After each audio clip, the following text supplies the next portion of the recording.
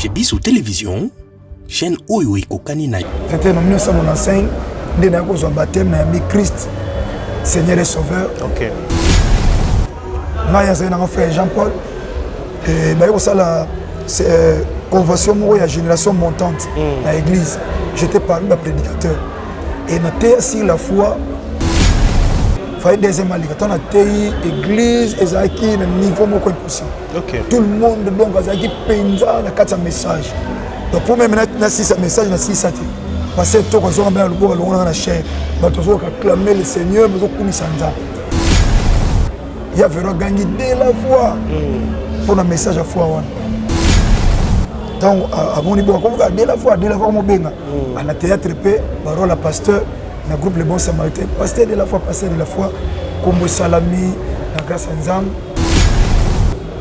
L'église est comme un impact sur le Saganate, mais partout, il y a un quartier 13, l'église. Il y a vraiment un matin, il y a une permanence, il y a un souk à la fin. Et il y a un mais où ça passé la soul? Ma famille a un poteau.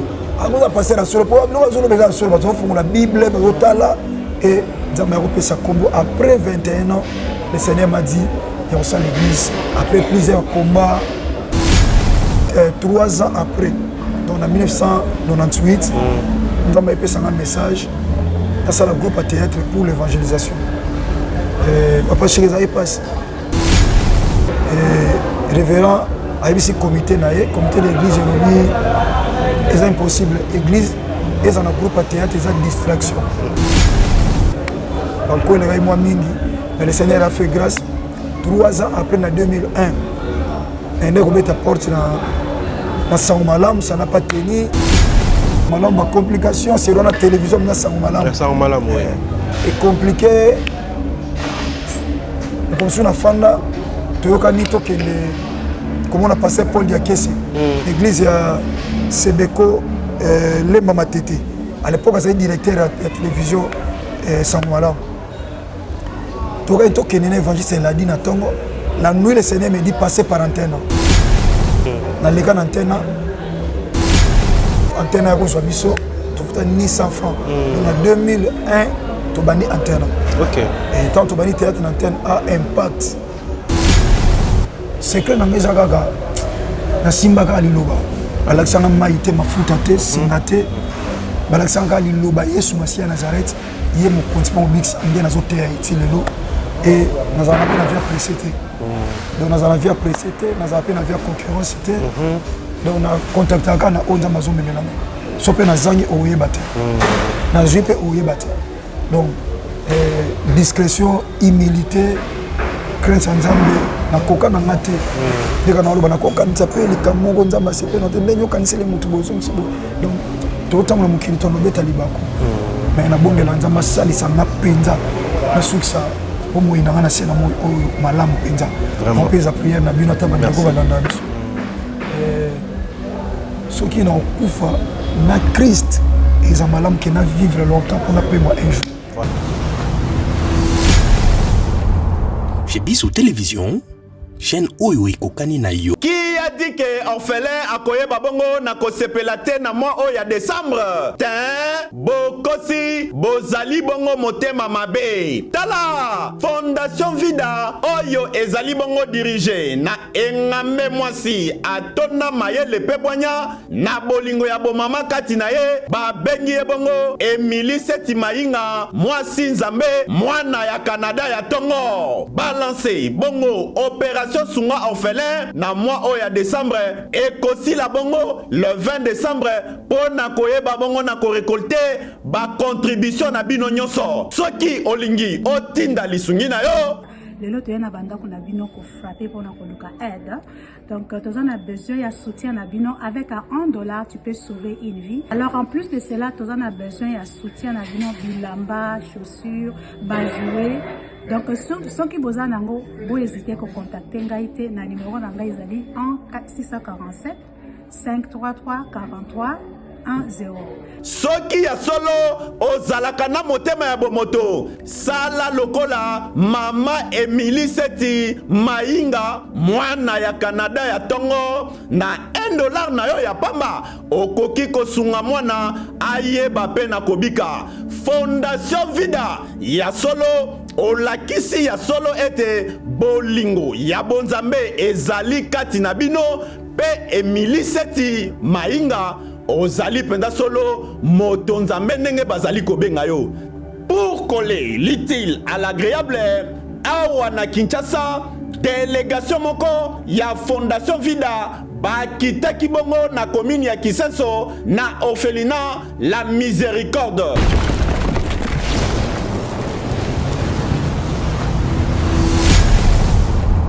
Chez Bissou Télévision, chaîne oyo ekokani na yo.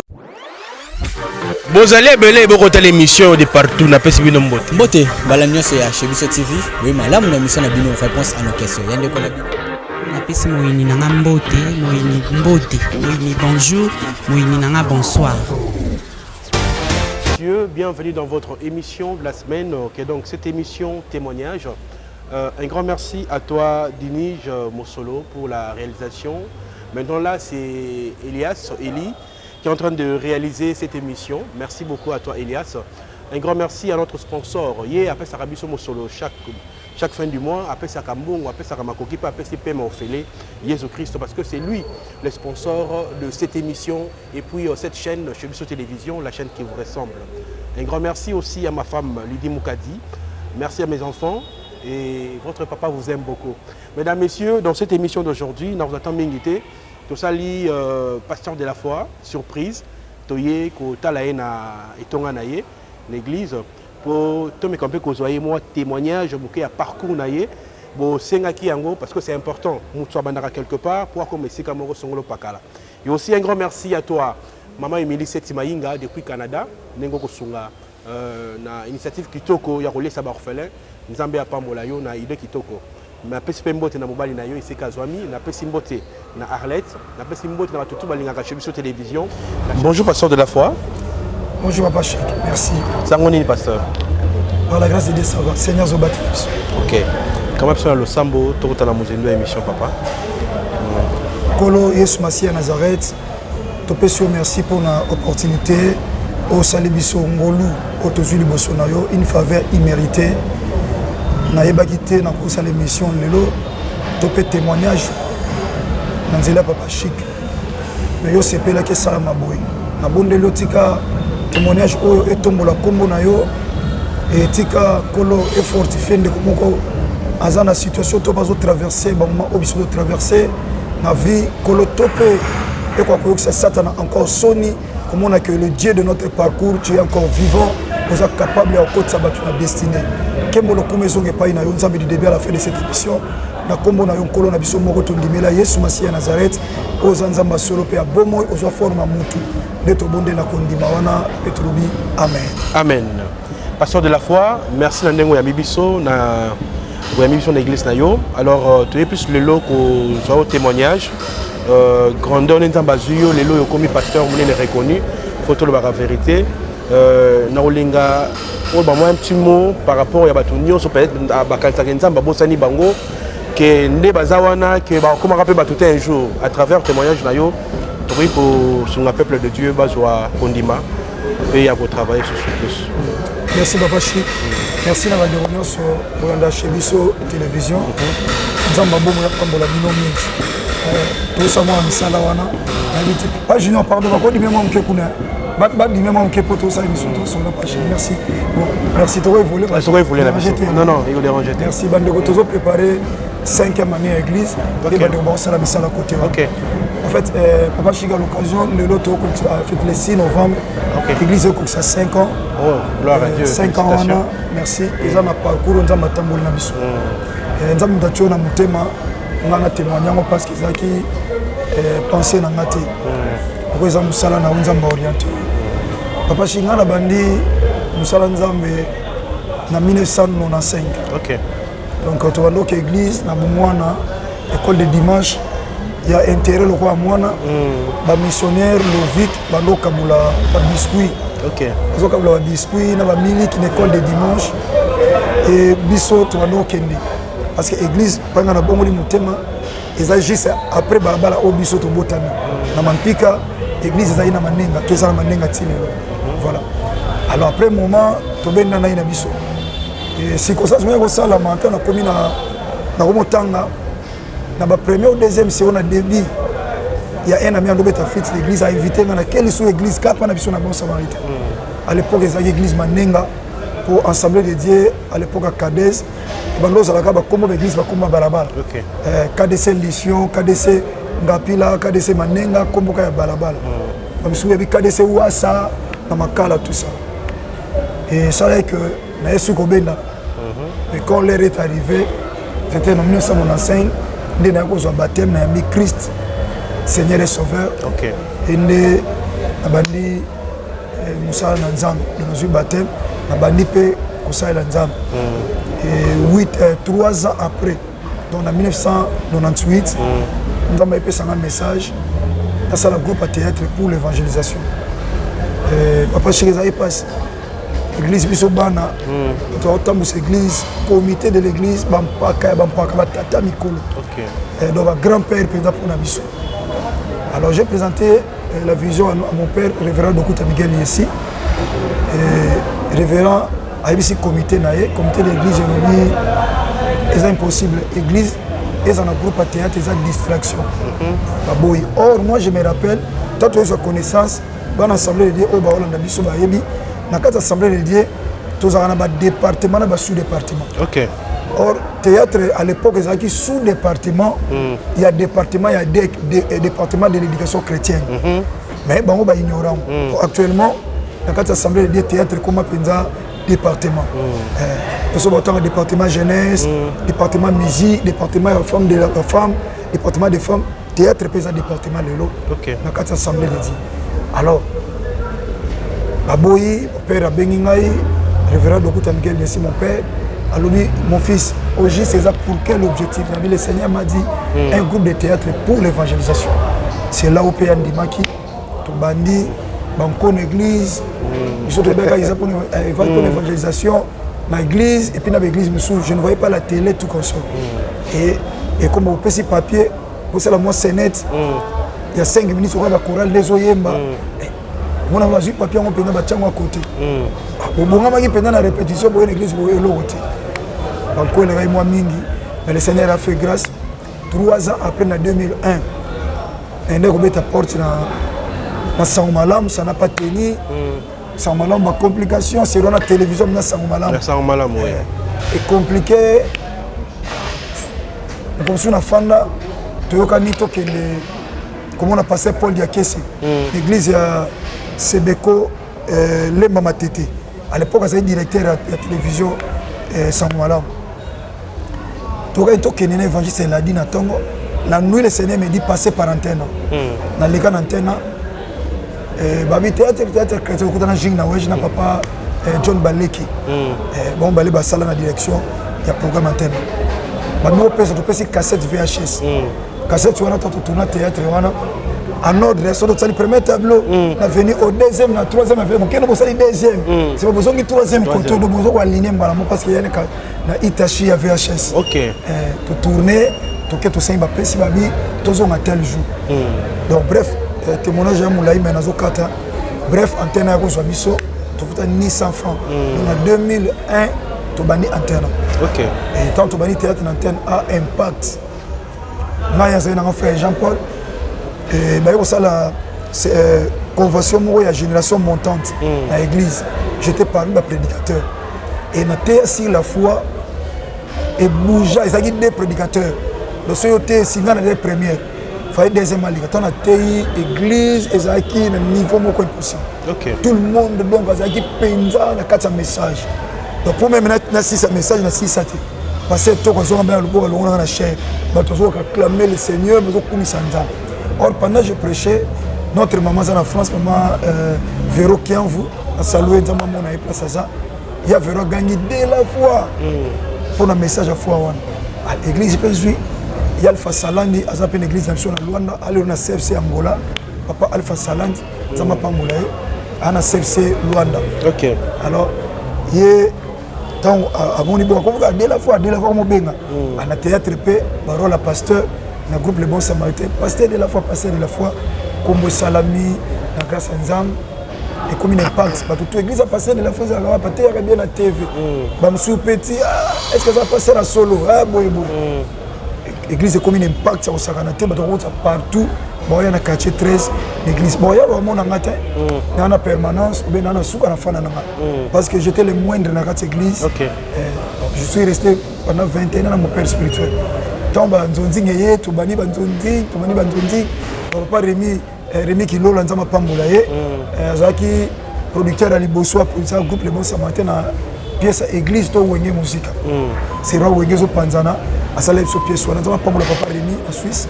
Ba producteur ba ke belé na cité ba komo na ba onyo structé et major tango ye major bisadi nzama pambola ye mingi.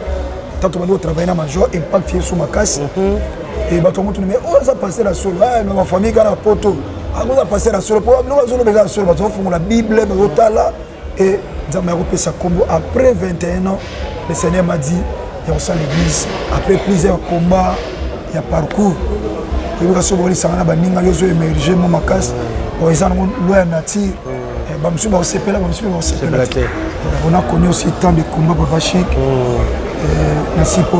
mais lorsque l'heure est arrivée, papa n'a pas un voyage, le révérend de Routangel ici. Le 29 septembre, papa permettre l'extension de l'église. Sans permettre de pas mais j'aimerais la de cet espace Simbakié, de Bapesa Inzela. Et le 6 novembre 2016, de l'église CFC. OK. Donc, na parcours papa. Batinda aussi l'église, bapesa ta gitsaka te. Ata gitsaka te. Na ndo kanta na lemba, na nzamba se permettre à orienter ngai ezana lemba te, ezana njili. Nde na pesa merci na papa Emma Papati, na maman Joséphine, ya Zozo nzamba pambola bino mingi. Ba seda boatu na bango. OK. Ngamo na pesa prière au foot, bando boya kuta lo banaza locataire. Wana za pa na yo papa za pa na yo. Donc na banda musala kuna papa Masamba basunga biso mama Pasi na Allemagne bandeko ya papa Emma ko bakoma lelo baboti na biso bandeko. Donc nde na bandi wana papa passe na loi instrument ngamo ko 3 fois par semaine. Et fin du mois faut futa salle yo moko. Parce que nzamba loba na tindi yote OK senga batu bambo. OK. Na tindi yo ngamo no tindi lo batu. C'est ça le message. Ganga bana ngaba bima na église bazonga. Donc il faut discipline tout moko alongo église pas azana mbongo te mais ce quoi yé kuna faut se retrouver que azamo na nzamba yo kolanda mutu pona mbongo te ya même une église lelo par la grâce de Dieu na mukeka nzamba pesa je suis le premier partenaire et puis on soupe ba sumaka bazali et to sangi to sali monoko mais non moi monter pour deux mois et pas indien non tout des fois je te dis le Seigneur me voit na pesi mon ndam na vina pour na ka festival de toujours préparer j'aime plus mon Dieu pour aller besika le rotanga donc bref papa na kuta na ba difficulté dans le ministère to ba église extension papa chingi na KDC so longue extension au comme église annexe après église annexe au comme église locale donc il faut que ça 100 membres. OK. Mais biso ce dans un laps de temps par la grâce du Seigneur to débordaki to biso to longwa de l'extension à l'église locale. Et puis au-delà, il y a la même bateau. Il y a la communauté de Baïstala Gingaï. Donc en 2016, on a fait ça merci mais il y a un penza. Nous avons eu Lisa Baza, mais nous avons fait ça Aaron. Donc il y a un mois il y a de la foi. Il y a nous avons commis au Mingi dans 5e année église. Donc des fois, Papa Chic, son Nathalie soutien à grande sœur Nanga. Mais habité dans la position de la Papa Chic, donc on a travaillé Namoko na yana Namwasi. Donc, si on a souki na bengi, à Timningambo, on a foutu un instrument 3 fois par semaine, lundi, mercredi, dimanche. Et pas un ingénieur l'a dit dans ma pamboule. Tant que super ingénieur l'a dit, bon, on fout des ATP, bon, et on s'en a donc pas si caca, on a sali bouille. donc nga kana ya nanga mwasi yo date de la foi donc ya depuis Orléans zo sumanga kaka tuzo kene ya nzamba kanisa nazo tala 5 ans na ozonga na début nzamba kanisa pe batu nyonso même na faible commencement papa Chito na mama Lola ebele no kutamba kombo na binote wo bozala na ngana début a pasi wana tanto bani musala nzamba komana na bana église na ba oyo mususu ya libanda Yesu asiana zeta kanisa bino batika nga saki tsaka donc bana nyonso a zéro nyonso a zéro papa donc na yebi ndenge baba la mabele polona donc na yebi penga na parcours donc musala nzambe o peut-être au traverser un moment difficile sans soutien ya kangama kana nzambe tikala na vérité ko komisa bandimi marchandise to bando benda bango mbongo te dirait ba mbongo et pas et c'est que j'ai compris papa dans témoignage pour ça l'ensemble bien papa chic il faut zapper dans moi moyen OK ça je vous assure papa parce que l'homme sous au conseil les ressources ils n'ont pas battu et conseil 2 semaines 1 mois 3 mois mais so ils ont ma peso moyen au salon mara yo moko réaliser ngo yo moni mamba église belé mutambo comme diriger mon sang nzambe parce que nda tchaka mbona OK alors Saint-Esprit au sala soute et comme il y a zo diriger église non séminaire on tchanga après 3 semaines mon sang nzambe ndimika po yem to pesa mbonga ba fiche ou instrument alors ezoboma ba discipline nzambe ezoboma ba directive on nzambe pesa l'église et comme mutu na place nzambe donc nzambe pambola biso basali na ye tozala mwe loko po tosala nzambe le tolinga donc voilà par chic le 6 novembre 2016 et 2021 de tout ça 5 ans dans bitumba moyen été parce que l'activité ni a prévu la fête je pense le lundi hein lundi déjà le lundi oyo l'activité ni a préparé ba terminer ni oyo peuple de Dieu peut pas la musique parce que les capé en des fois en direct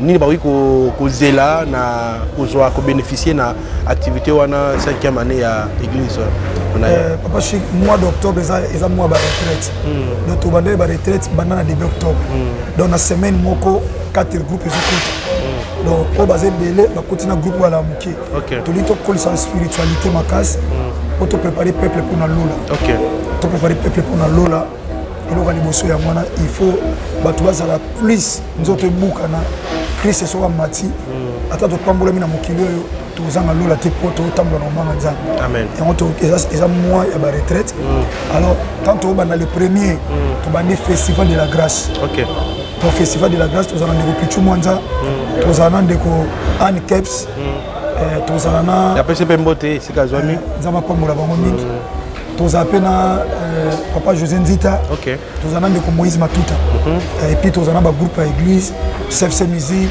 Gasef les aigles CMC ya maman Esther Yembe OK et puis na Intermat donc tozana ba orchestre église et puis na bango to bana lundi le premier to suis ça les 7 dimanche et le 6 c'est le jour de l'anniversaire le quoi to rouler ça va tout et on a zo bon sabo to ça la festival to kumisa nzambe amen voilà parce que la femme tourner à Souka na bandi na ozota mingité lelo yo musala ya théâtre na au mélangeant le lengeni parce que yo réputation na yo vous allez parmi ba pasteur oyo eza ba dire nanga c'est le pasteur batambola raboye ce baza 3 yo za parmi et puis au salaire nini pour garder crédibilité wana ya batbasa lo confiance ba mona kona mabete malgré oyo bat balobara sur yo secret no ezali nini papa chic c'est vrai naza mon centre te nzambe kam toza 3 fois 5 tozo vivre na mokilo oyo tamuso makanisi na ngai koyipe kobetanga libaku koyipe kosalisa lisumu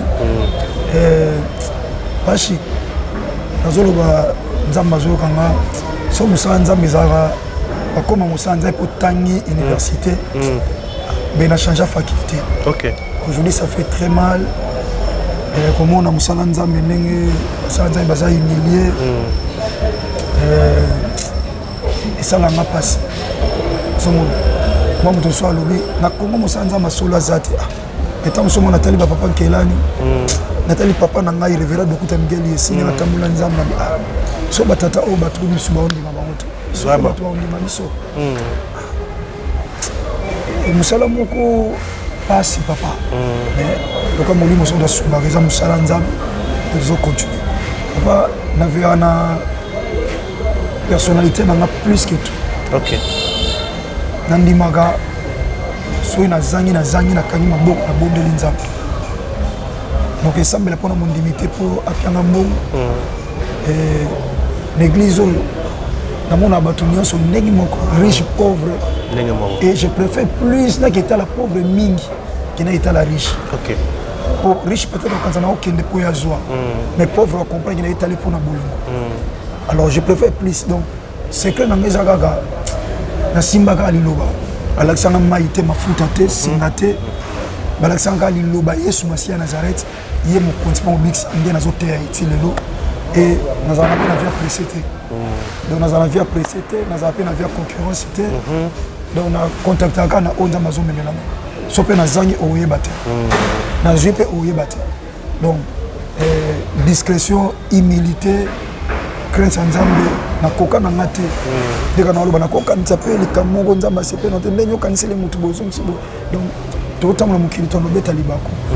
Mais na bonde la nzamba sali sanga penza na suksa pour moi na ngana sena moi malamu penza. On peut la prière na bino taba ndako balanda biso.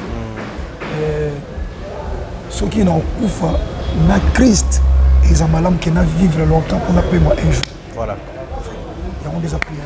Parce que la fois un mot na ba union sur témoignage na yo ni ne ba ko garder te peni okolo bana bato oyo peut-être ba moni ki baza désespéré dans la vie. Basala nini to bataille la nani na ningi ota la caméra au conscientiser bato nyonso o peut-être bakoloka témoignage na yo nzamba zuyo lelo yo komi pasteur reconnu pasteur oyo ako talisa vraiment bato nzela ya Christ na ningi o me compter ko lebela 3 mots na bato to bakola na biso sekao. Merci papa Chic. Bien aimé dans le Seigneur, papa maman ndokoza mosali na nzambe to pe moi na nzambe nous on a problème na lina sunga ko loba que bien aimé na tei na tonga lelo na mukana na psaume 22 du premier au troisième verset nzamba zo benga biso ba biche otozali ba biche d'aurore or aurore eza annonce il y a un événement un grand événement au Ezoya et puis eza débit il y a lumière au Ezoya na tongo donc pour dire que ce qui Jacob a benga Nephtali a une biche en liberté. Donc ce qui veut dire que la biche attend la précision, elle féminin à self, attend la précision et pas tirer le mot sur le colocoya. Ce qui veut dire que attend la précision, attend la nzambe bien aimé. Au moins habitu manavino kolembate. Parce que ce qui na route na yo, okuté na satanate. Batu basali o mabete, balo mabete pona yo. Batu zo imignote, c'est qu'on tambola na satana. Moto zo tambola na ibo okuta na ete na nzela. Mais oza nzela mo ote okuta na na yo. Ce qui veut dire que attend la nzambe. Bien aimé, on a combat na parcours. Il y a bien aimé au coma. Vous savez pourquoi tu le Abakouk? Abakouk, c'est par révélation, il y a des choses. Alors, je suis dans mon poste comme Abakouk. Donc, Abakouk n'a pas ce qui veut dire, dans la circonstance, il y a pas. Mais, dans la condima, il y a un longwa. Tant na koka. Parce qu'il dit que nous prions, c'est le maître des temps et des circonstances. Par contre, Abakouk, c'est au yébité que nous avons un temps et circonstances. La circonstance, c'est ce qui nous entoure. Ce qui nous entoure, c'est la circonstance. Mais le temps, ils ont un nzambe. Donc ça pour nous des la vérité. Donc il y a courage. Maladie on est aussi là. Vous avez un chez Bisso TV. Maladie on est aussi là. Problème on est que vous n'êtes pas la première personne. Ils ont battu écoutant na bango. Mais maintenant nous avons déjà solution. Mais on va longuer la foi, va kufa, va m'soa biboma. Mais yo sala nzambe confiance. Sala penza nzambe confiance. La réalité n'est pas la vérité. La réalité, c'est ce qui nous entoure, mais la vérité, c'est Christ. Amen. Croix. Biso on a un parcours, ba imila biso. Biso ba tubateya biso. Donc mateya eza yo. Ba bongselo mateya. Muta polo sazate, muta polo azate pour ba bazo linga. Mais to supporta ki to cela ki ta nzambe. Lokola ba bakuka. Bien aimé. Situation za nango ke koleka. Ba français ba lobi. Les malheurs ne viennent jamais seuls. Vous savez pourquoi? Parce que il y a toujours une solution à côté pour ceux qui sont en Jésus-Christ de Nazareth. Soyez bénis au nom de Jésus-Christ Nazareth. Amen. Merci beaucoup papa. Nabandi Zambala Soukate, Toyamba Lisusu. Après activité, Toya Susu, moi quelque chose. Mot de la fin nous animi, kasi on a Michel Lelo, to commune Souk. Et Zamba Pamola Babachi, Nagaro Mingi, Zamba Pamola, Mama Passa. Merci. Apamola Bana, et Amon a perbatté la bande de Rognos sur la Libiso. Talabo Moino, aux baptisés ou pas. Toyamba Christ Seigneur sauveur ou pas. Pour besoin de kilo, Zambala Moïse sur la Biso. Mais Lola.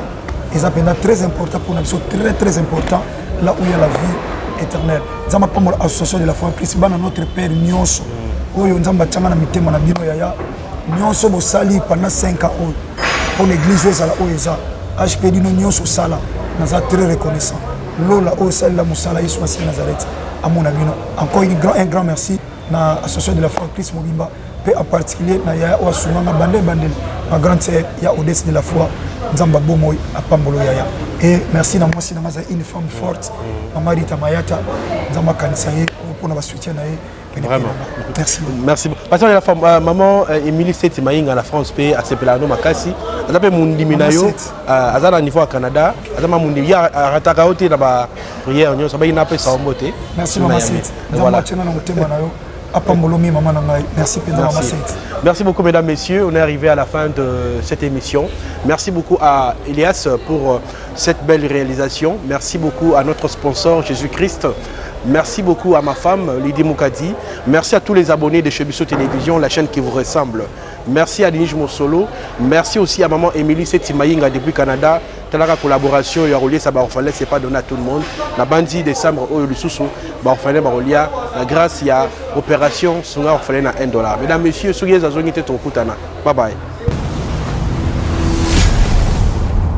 Chebiso Télévision, chaîne Oyo Kokani na yo. Qui a dit que orphelin a koye babongo na kosepelate na mois oya décembre? Tin, bokosi, bozali bongo motema mabe. Tala, Fondation Vida, oyo ezali bongo dirigé na engambe mwasi atona maye le pebonya na bolingo ya bomama kati na ye ba bengi e bongo Émilie Setimaïnga mwasi nzambe mwana ya Canada ya tongo balance bongo opération Sunga orphelin na mois oya décembre et kosi la bongo le 20 décembre pour na koyeba bongo na ko récolter ba contribution na bino nyonso soki olingi otinda lisungi na yo.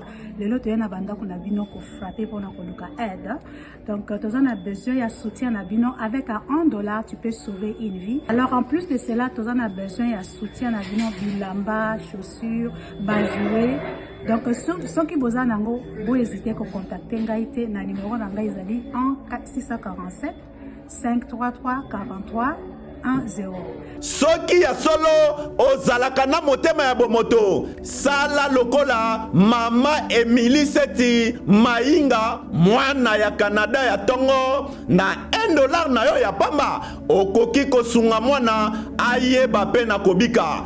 Fondation Vida ya solo olakisi ya solo ete bolingo ya bonzambe ezali kati na bino pe Émilie Setimaïnga ozali penda solo moto nzambe ndenge bazali kobenga yo. Pour coller l'utile à l'agréable, awa na Kinshasa délégation moko ya Fondation Vida bakitaki bongo na commune ya Kisenso na orphelinat La Miséricorde.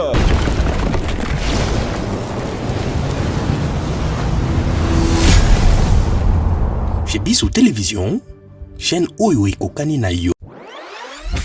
Bozali ebele bokota l'émission de partout na pesi bino mbote. Mbote bala nyonso ya Chebiso TV, oui malamu na mission na bino réponse à nos questions. Yande ko na bino.